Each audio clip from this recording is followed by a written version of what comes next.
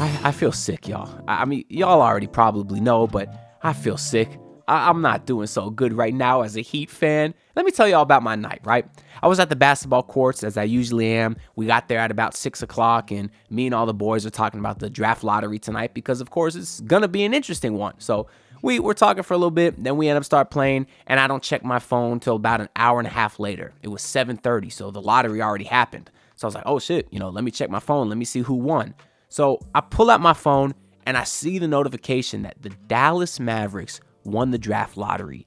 And immediately, my heart sank into my stomach, my skin got pale, and I felt visibly sick. Now, for those of you that don't know, you may be wondering, hey, Ant, why did you feel so sick all of a sudden? Well, let me let myself from 3 weeks ago explain to you why.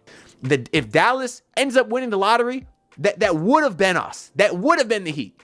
And then I'll be heated. Like, literally imagine you buy a lottery ticket and then you just give it to your friend and your friend wins.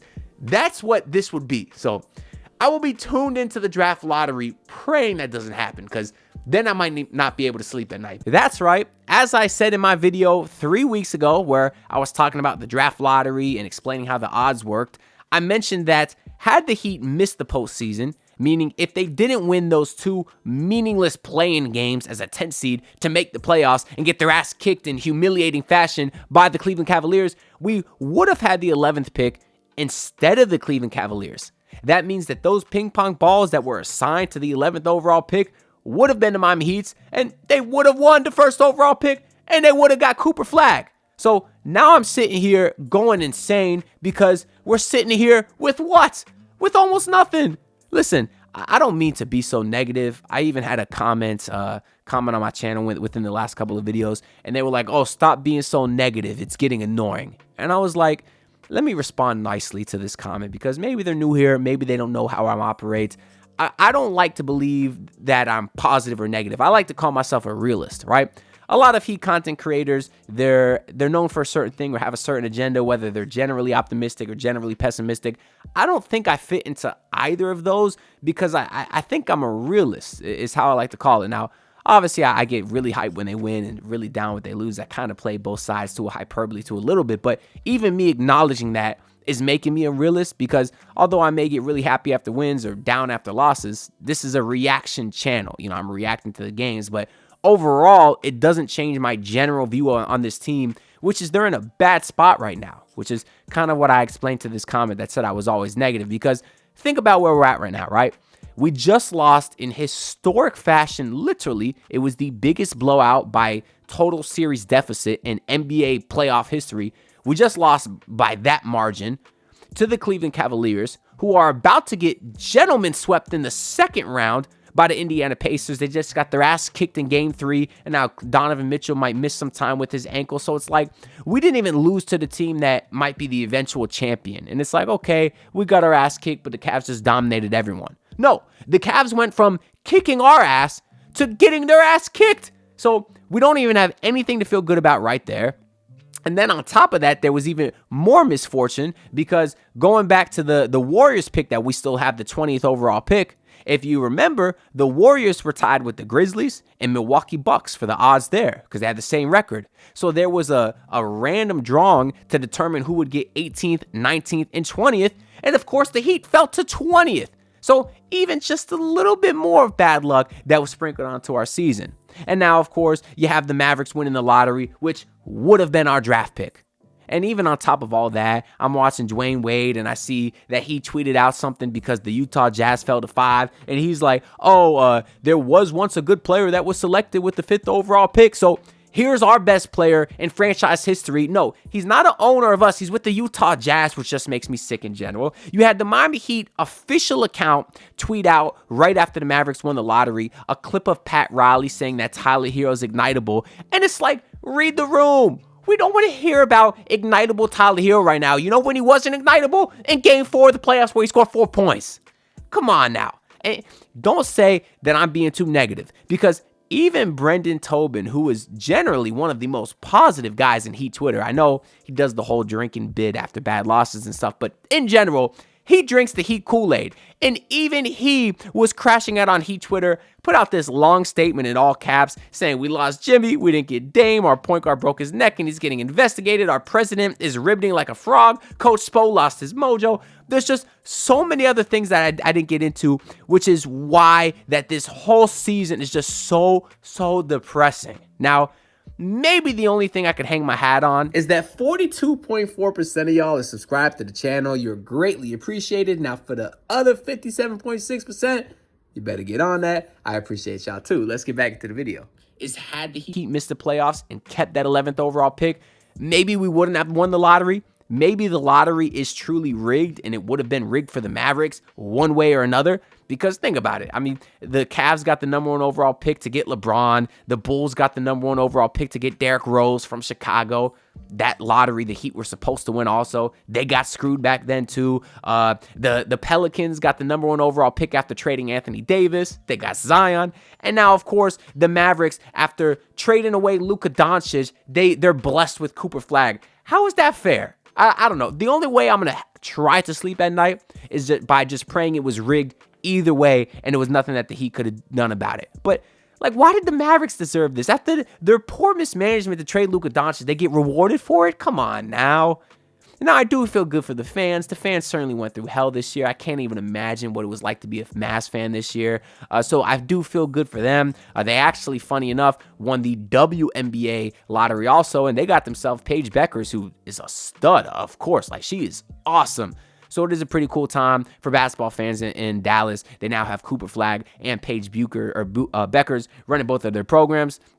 But in general, I don't think the Mavs organization deserved it. I seen the video of Nico Harrison celebrating. They're going all crazy. And it's like, screw you, dude. You lucked into this crap, bro. And what did the Heat do to deserve all the misery that they have? What did we do? Are we still paying for the big 3 years? That was over a decade ago now. I've watched enough games of Willie Reed and Luke Babbitt to repent for our sins of enjoying the big 3. It's like at some point we're going to be rewarded.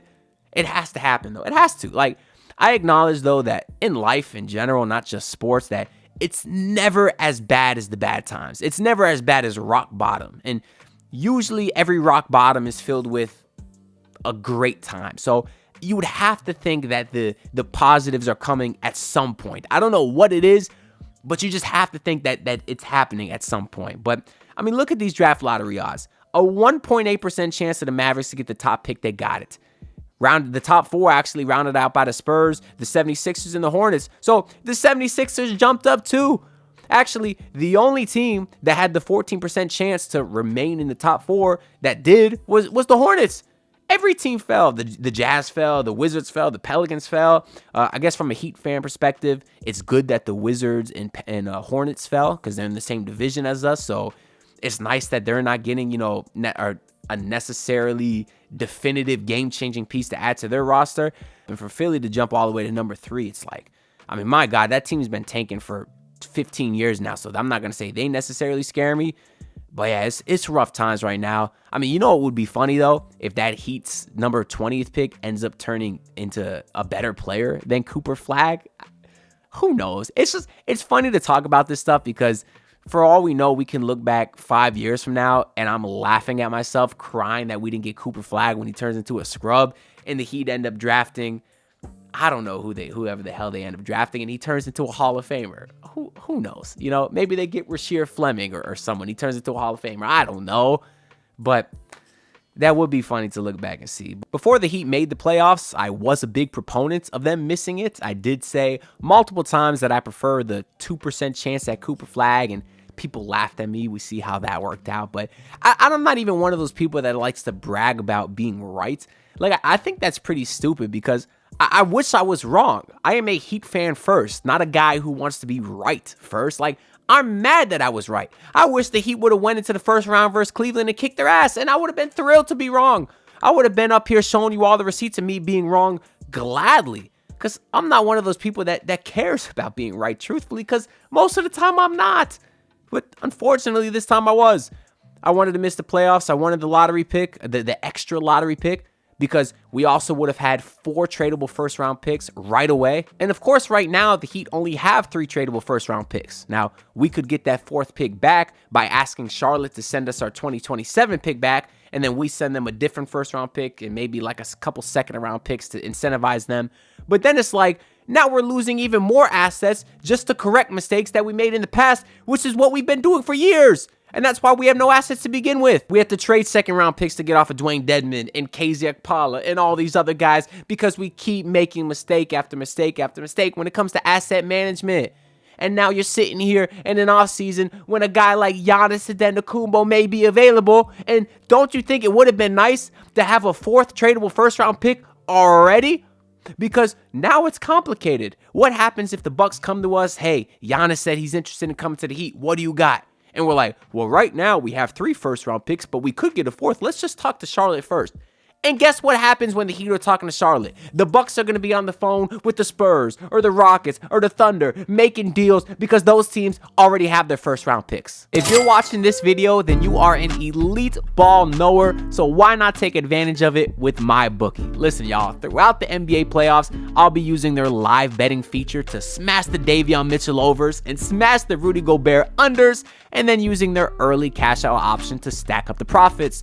If you want to do the same, make sure to sign up for MyBookie using promo code MM50, which will instantly boost your first deposit. And then once the games wrap up, you can check out their casino, which has blackjack and slots and roulette. You name it, bet on anything, anytime, anywhere, only with MyBookie. Now let's get back into the video. So what now for the Heat? We run it back? Maybe we get Kevin Durant, who I really wanted and I still would really like on this team, but it's going to feel a bit anticlimactic knowing you could have had Cooper Flagg. Maybe you could have had Giannis if you had more assets. It's going to feel a little anticlimactic to get the 37-year-old. I'm not going to lie to you. Although maybe our chances got a little bit better of getting him because he did tweet out just about 30 minutes ago, tanking must be really stressful on an organization. Sounds like a hero to me because we know the Heat don't tank for better or for worse, and I'm genuinely a guy that doesn't like tanking because I don't like to mess with the basketball gods, but I would have liked it this year, as I stated. Now, I'm not saying that they should have maybe sat Bam and sat Tyler Hero in the playing games because you can't do that. You can't reasonably expect Erik Spoelstra to try to lose. You can't expect these players to try to lose these games. So I did say, yeah, play everyone and whatever happens, happens. And so far, what happened kind of sucked. And I kind of wasn't necessarily hoping they would win that last playing game, although I was really very thrilled at the time. Don't get me wrong. Davion Mitchell had me hype when he was turning into Steph Curry, but that's why I enjoyed it that night, because I knew the good times was not going to last for that much longer, and here we are today where it got even worse. So, I don't know. It's going to be an interesting draft. Obviously, at number 1, the Mavericks are going to take Cooper Flagg. The Spurs have a very interesting decision at number 2. Dylan Harper is pretty much the consensus number 2, with other options being like Ace Bailey or VJ Edgecombe. But obviously, from the Spurs side of things, they don't really need guards. You got De'Aaron Fox, you got Stephon Castle, Devin Vassell is still there. So it's going to be very interesting to see what they do. I do think they should probably still go best player available since they're not a great team. They literally missed the playoffs last season. So I do think they should take Dylan Harper, who probably honestly has potential to be better than both Stephon Castle and De'Aaron Fox. But to be honest, maybe they don't even keep the pick. Maybe now that they have such a high valuable first round pick, they could flip that pick to Milwaukee for Giannis and not have to send Stephon Castle. Because before, maybe they would have had to send Castle in like 3 or 4 firsts to get Giannis. But now they have the number 2 overall pick in the draft. That is super valuable because a guy like Dylan Harper does look like he can be a franchise changer as well. Let's not forget that just because this draft has Cooper Flagg. So now maybe the Bucks say, hey, just give us Dylan Harper. We don't need that much else. And now the Spurs are sitting there with a team of De'Aaron Fox, Castle, Giannis, and Wemby. Good luck stopping that for the next 10 years. Oh, good God, that would be scary. From the Philly side of things, who the hell knows what they could use? They don't really need a guard either, but I think Dylan Harper would be better than McCain and Tyrese Maxey, probably, just because the defensive potential is a little bit higher. But if Harper goes number 2, I could see them maybe going Ace Bailey at number 3. Maybe he's like the Paul George replacement if they try to offload that Paul George contract somehow. It's going to be difficult. Paul George is like the worst contract in the league. But yeah, Charlotte, I could see them pairing VJ Edgecombe with, LaMelo and Brandon Miller. That might work out kind of well, actually. But yeah, it's going to be an interesting draft. It's a rough night for the Heat, but hey, I'll take the positive, optimistic route this video and just pray that everything happens for a reason and things will get better. It will not stay this bad forever, Heat fans, and that's my final message. Anyways, make sure y'all like the video, comment your thoughts down below. I'm very curious to hear what y'all think, and subscribe because I'm on the grind to hit 8K subs. All the support is greatly appreciated, so I will see y'all in the next one. Peace out, everyone. Look, pull up in your city, tryna get that dead face. Do it on my own, I don't need no dead weight. Had to kill him off, yeah, I need a head space. You know this homegrown bitch don't offend me.